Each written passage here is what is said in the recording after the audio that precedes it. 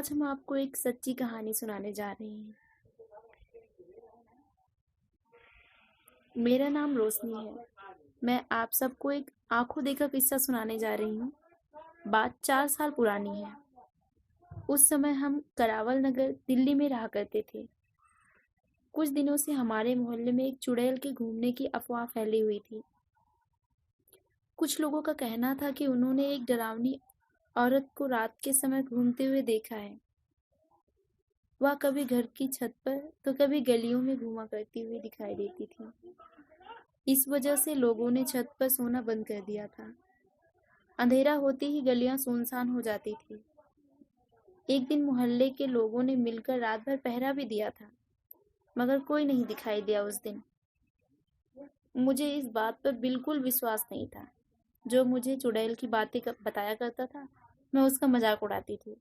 मेरा मानना था कि यह लोगों का वहम है, या तो कोई इंसान लोगों को डरा रहा है। एक रात घर की लाइट गई हुई थी। सभी लोग अंदर गर्मी में सोए हुए थे। चुड़ैल के डर से कोई छत पर जाने की हिम्मत नहीं कर रहा था। मुझे भी ऊपर जाने के लिए मना किया गया था, मगर जब गर्मी सहन नहीं हुई, मैं अपना बिस्तर उठाई और छत पर चली गई। छत पर पहुंचकर मैंने देखा कि एक औरत छत की मुंडेर पर बैठी हुई थी। उसके हाथ में मांस का टुकड़ा था, जिसे वो खा रही थी।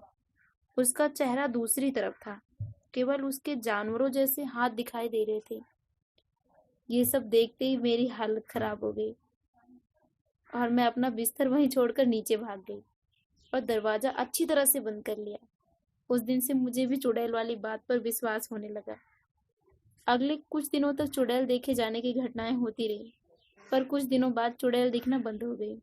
लोगों का डर भी खत्म होने लगा, मगर मैंने जो देखा उसे भी मैं कभी नहीं भूल सकती। तो आपको ये स्टोरी कैसी लगी? प्लीज़ लाइक, कमेंट और सब्सक्राइब करना ना भूलें।